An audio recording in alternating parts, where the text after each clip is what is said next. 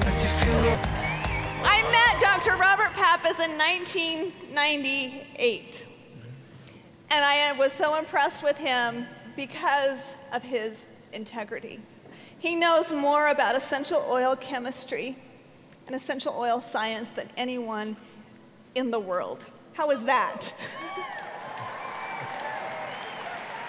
He has been dedicated to this particular science for 20 years. I watched him walk away from money for integrity and principle. This is the man that oversees the quality of doTERRA's oils, and I am so grateful because we would not be the company we are today. We would not have the quality oils we have today. We would not have the partnerships with growers that we have today if it wasn't for this man. So give him a warm welcome and let him take it away.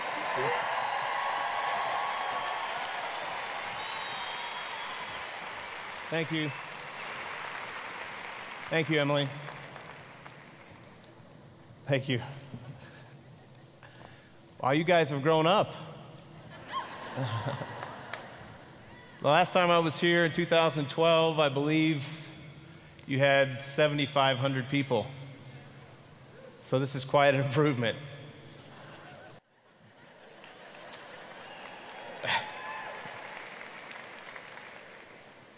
So you ready to go to school? Okay. I'm going to title this lesson, Adulteration 101. And you're going to learn some things about essential oil chemistry that most people will never learn, or until now, because companies generally don't like to share these kind of secrets.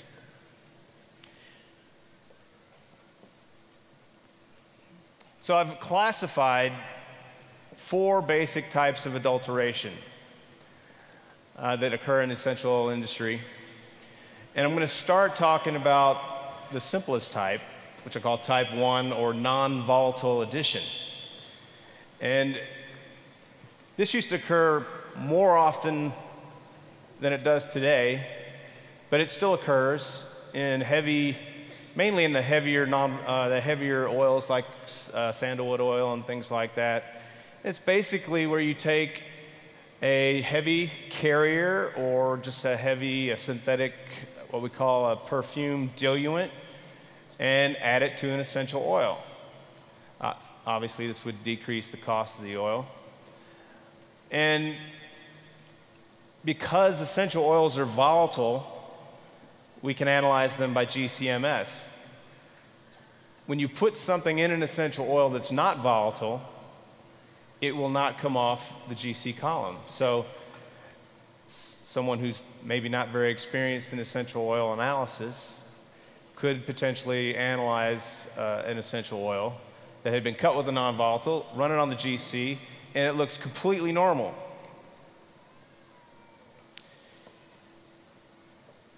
But in reality, he's not seeing the full picture of what's in that liquid. Because maybe half of it may not even be coming off the column.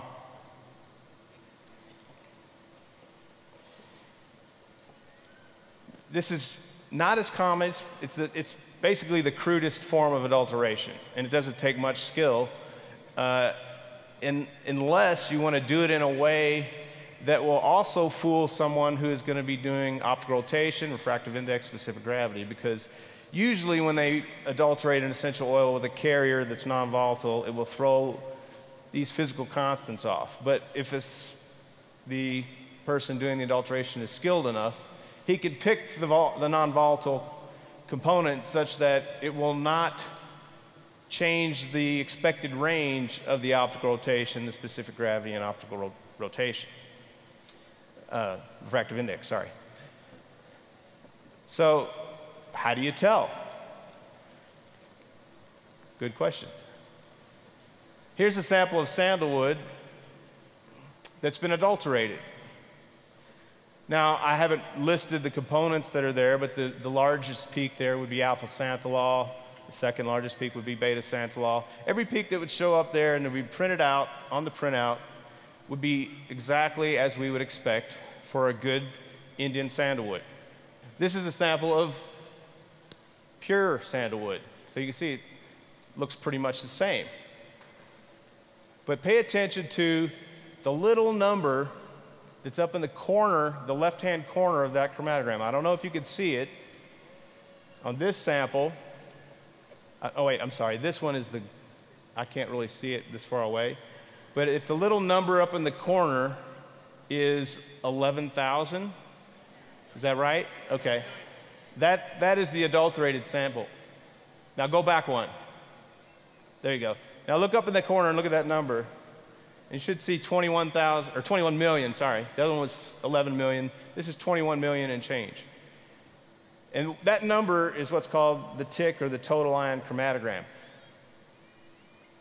If the sample, if you're doing a series of analysis and it's the same oil, same species, you would expect that number to be the same throughout your series of different samples that you're looking at.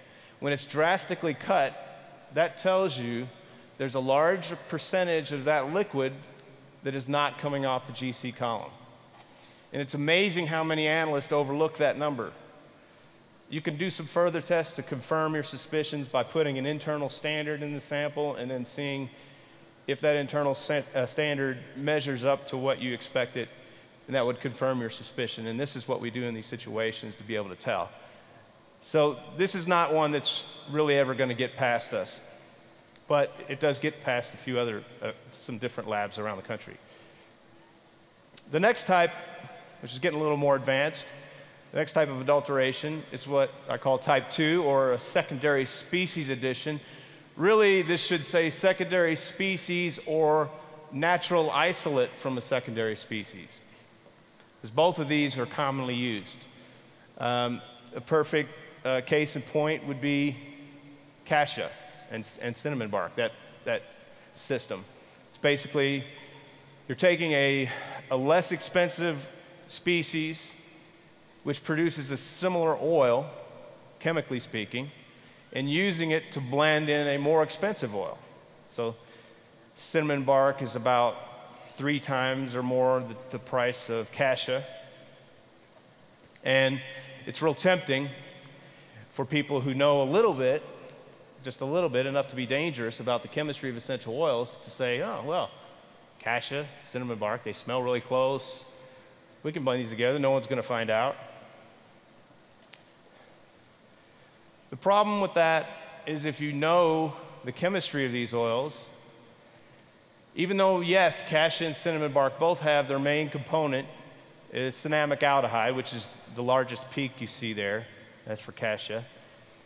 Cassia has 2 dead giveaways when it's used to adulterate cinnamon bark. The smaller peak you see there is a component called coumarin, which can be in too high of a percentage a carcinogen. It's not a good component. The second component there is one called orthomethoxycinnamic aldehyde. You'll remember that one, right? Okay. But that component is typically in cassia at anywhere from, I'd say, 6 to 12%. If you look at cinnamon bark, you see there's no coumarin. And then if orthomethoxycinnamic aldehyde is present, it's only at a tiny fraction of a percent. Sometimes it's not there at all. In this case, this is a good cinnamon bark. It's only there at 0.27%. So what happens when you blend in the cassia into the cinnamon bark? You see this.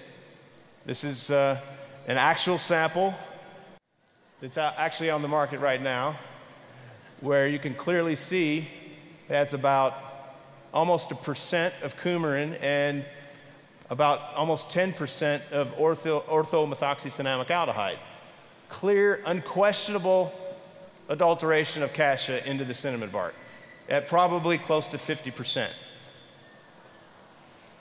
Driving the cost of that oil dramatically down and being passed off as pure cinnamon bark oil. You're not going to learn this in any kind of trade show anywhere.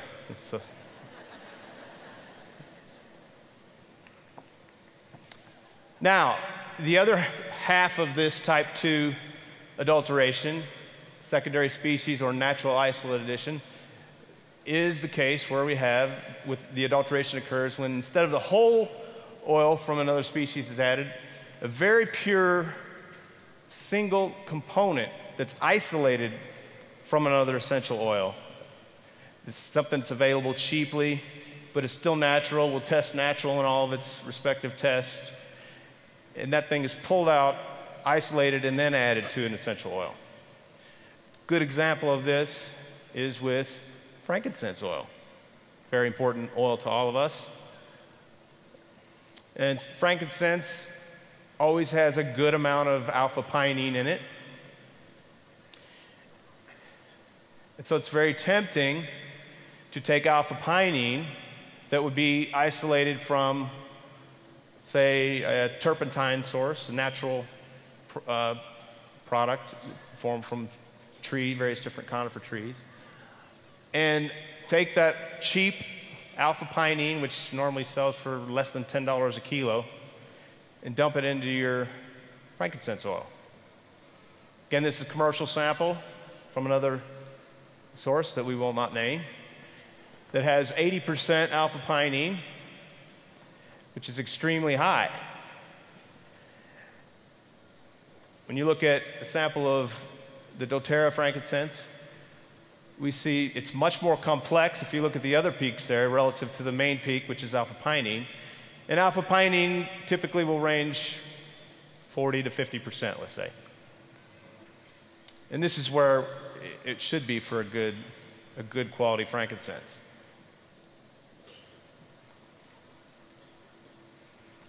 This brings us to the third type of adulteration, and that's what I call synthetic chemical addition. Now, this is a little bit different than the previous type where we take a natural isolate from an essential oil. This is where we take, or the compounder would take a petrochemical derived synthetic component and add it to the essential oil. Now, most molecules in essential oils have what we call enantiomers. And if you've heard me talk before, you've probably seen this slide before where I try to briefly explain what an enantiomer is and what a chiral carbon atom is. Basically, most essential oil molecules are produced, there's two forms. There's the left-hand form and the right-hand form. And these are called enantiomers, but if you hold the structures of the different enantiomers up to one another, you'd see that there are mirror images. And even though they look the same on the surface, when you try to superimpose one on the other, just as you can't superimpose your right hand on your left hand, they're actually different molecules. Perfect example of this is linalool. You have the L and the D forms of linalool, the plus and the minus, or plus would be the D form, minus would be the L form. And when you make an aroma chemical from a petrochemical derivative, and you use that as your starting precursor, normally what happens is you get a 50-50 mixture of these two forms of that molecule. But nature is not like that. When plants make molecules, they tend to favor one enantiomer over the other. In the case of linalool, it depends on the plant, but always one form dominates over the other. In lavender, for example, L-linalool would be maybe, say, 95% over the D form. In coriander, on the other hand, we see that D is the main form. This GCMS shows an adulterated coriander sample. We're having a big problem right now with seeing a lot of coriander that's adulterated with linalool from synthetic or other sources. And the way we know that that's happening, that graph there looks exactly like it should because it's a normal GC. The way we could tell is if we run it on a chiral GC column. which most labs do not have.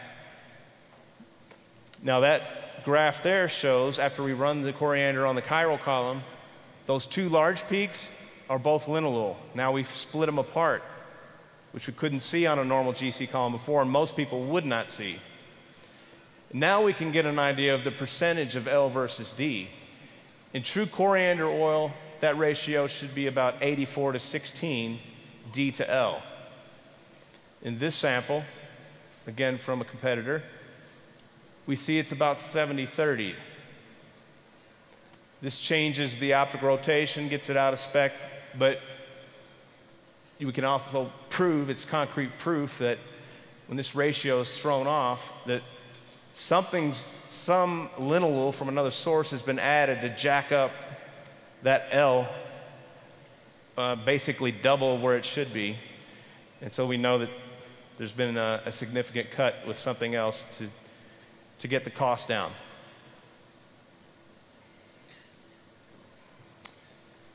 Now, you don't always have a situation where we can go to chiral GC analysis. A good example of that was with thyme oil. This graph of thyme is showing a sample that looks good analytically, but it's actually cut with about 40% synthetic thyme oil. Like I said, you can't use chiral GC to tell this.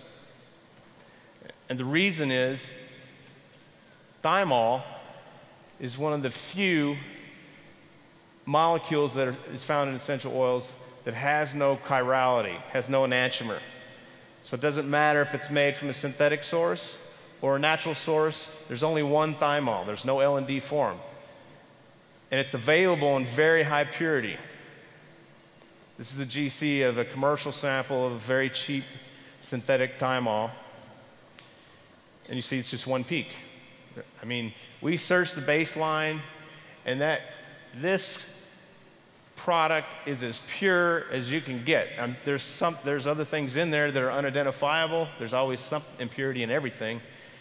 But it's 99.99% pure, and you can't really tag anything else in there that's going to give it away as being from a synthetic source. So it's very easy to add this to a thyme oil, cut your cost, and have it look natural on the GC. So what do you do in this case? Well, this is an example of where we'd have to send the sample out to the University of Georgia, Dr. Culp there, who does carbon-14 testing. Now what carbon-14 isotope test does is it can tell when a molecule is from a petrochemical source versus a plant source. Because when things come from plants that are alive, they're intaking carbon-14 at a constant rate until the moment they die. So that ratio is going to be expected to be at a certain point when we do the carbon-14 isotope test versus a petrochemical derived component that comes from something that's died many, many, many years ago. And so when they do the carbon-14 and they see that the time, the result, what we expect is a number of 14. Now, when that result comes out 14, we know it's from a naturally derived source. This thyme oil came out to be 8.93, which indicates, if you can read the small text there, about a 37% adulteration with petrochemical derived material. No question, no refuting, done deal.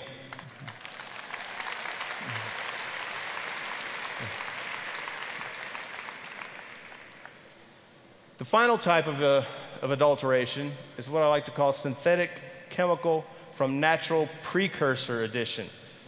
Now this is where everything is heading, and this is where things get the trickiest and where it requires the most expertise and the most experience to be able to tell this type of adulteration. Basically, we're adding a synthetic component that's made from a precursor that came from natural plant material.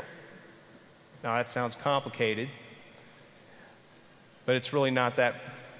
You don't need to know the details of the processes that go on, but I've put one up here. in the case of spearmint oil, for example,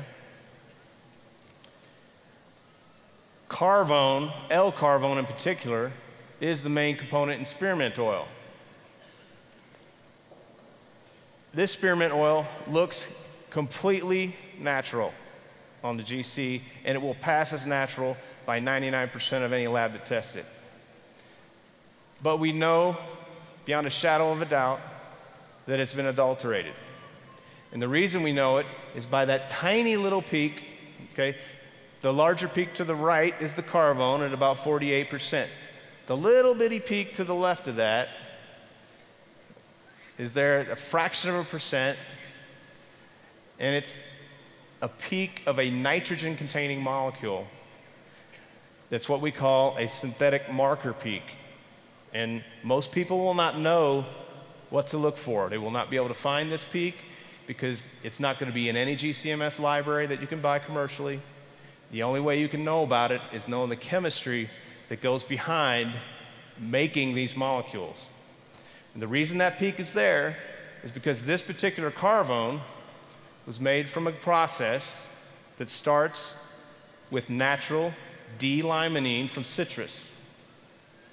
They take the D-limonene, they react it through a series of reactions with a nitrogen-containing reagent that enables the conversion of D-limonene to L-carvone, which is also found in spearmint. This L-carvone, if you test it at the University of Georgia, have Dr. Culp run that C14 isotope test, will test completely natural. Why? Because it came from natural limonene. It didn't come from a petroleum source. It's only because we know that peak, and that peak occurs in that last step and going from that number 2, I believe, I can't really see it from here, over to the final carvone. There's a slight impurity that goes into a side reaction that leaves this little trace marker behind. This is a lot like CSI, okay? We follow the clues until we figure things out. And lo and behold, based upon our knowledge of the synthesis and how these molecules can be made, we look at a pure sample of L-carvone that's available commercially from China, and look what we find. That little peak. Not present in natural spearmint oil ever. It's a very easy peak to find when you know what to look for because it contains nitrogen, and very few molecules in essential oils contain nitrogen. When you look at the mass spec, there it is. That's the mass spec of this marker peak. Probably nobody's ever seen this in public before. And no one probably will again. So without a question, this spearmint is being used in mass. It's come from synthetic carvone. So this is the kind of thing that we're constantly trying to stay ahead of. This is why I go to not only essential oil conferences, but perfumery conferences and fragrance conferences, because I want to stay ahead of the game on what's commercially available, what things to look for. If you don't do this and you just look at essential oils, you will never know these things. And my background in the perfumery industry is what's enabled me to stay on top of these things. It's an ever-changing game of technology. And the winners are the ones with the best toys and the most knowledgeable experts. And I'm trying to stay on top of that and be that.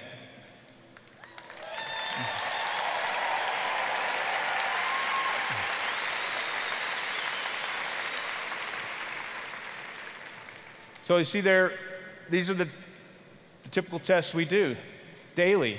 We analyze over 100 samples a week from companies all over the world. This is what we specialize in. That's all we do is look at essential oils.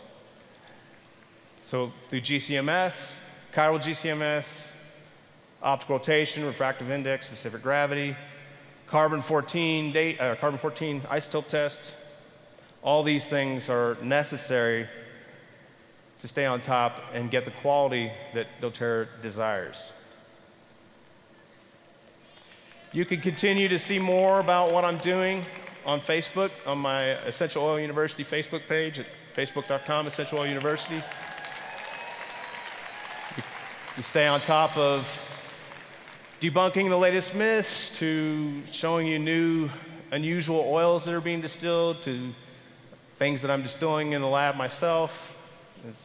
If you're interested in the chemistry at all, there's a lot of good stuff on this site. I appreciate everyone who's already friended me. It's already up to over 26,000 likes. So, thank you.